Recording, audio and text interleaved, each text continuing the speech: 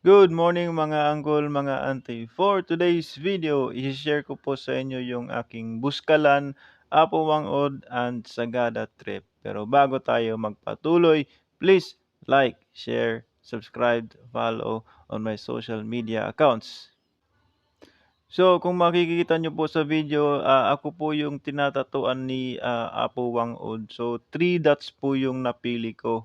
Yun nga po palang ibig sabihin ng 3 dots is 3 generations ng magbabatok. Kasama po dyan of course ang inyong bida dyan si Apo Wang-od, yung kanyang niece, and then yung pangatlo is yung kanyang grand niece. Again, 3 generations of magbabatok.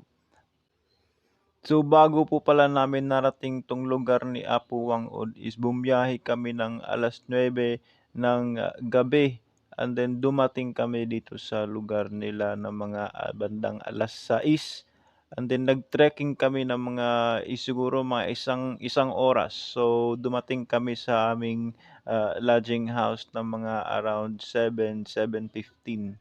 So pagdating namin dun kailangan naming i-register yung mga pangalan namin, and then by batch pala 'yan.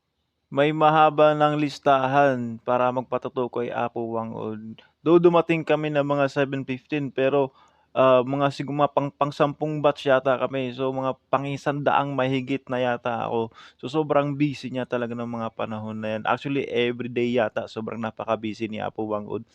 So, tinatatuan na yata ako ng mga bandang 5:30, nakiusap lang talaga yung guide ko, buti na lang, ka-close niya yung guide ko, kabiruan niya, kaya napapayag namin siya na patatuan kami. Isa nga pala 'to sa pinapangarap ko na makita ng personal si Apo Wang-od at magpa-tattoo sa kanya. So, salamat po Apo Wang-od sa oportunidad at sa warm welcome.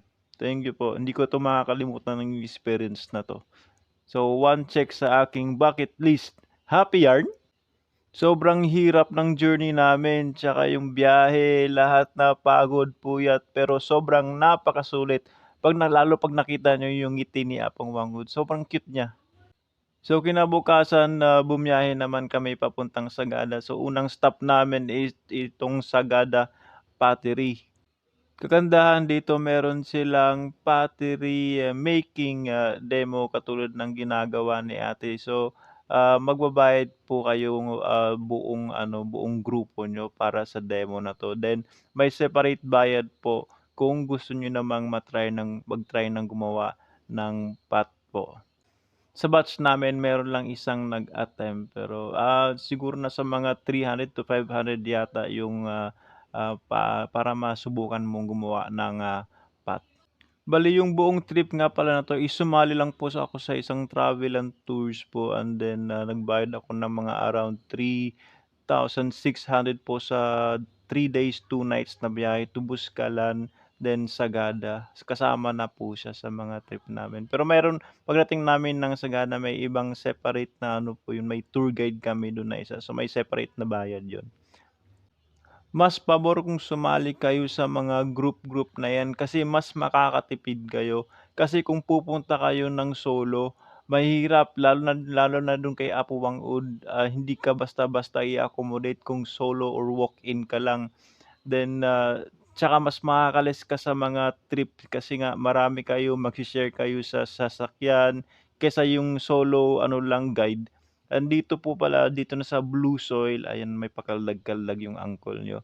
Ang ganda din dito may mga nagtitinda diyan sa palibot, ang daming tao rin diyan, hindi niyo lang nakikita. So yan nga po pala yung buong batch namin. Sobrang saya at kuwela ng mga ka-batchmates ko pala diyan.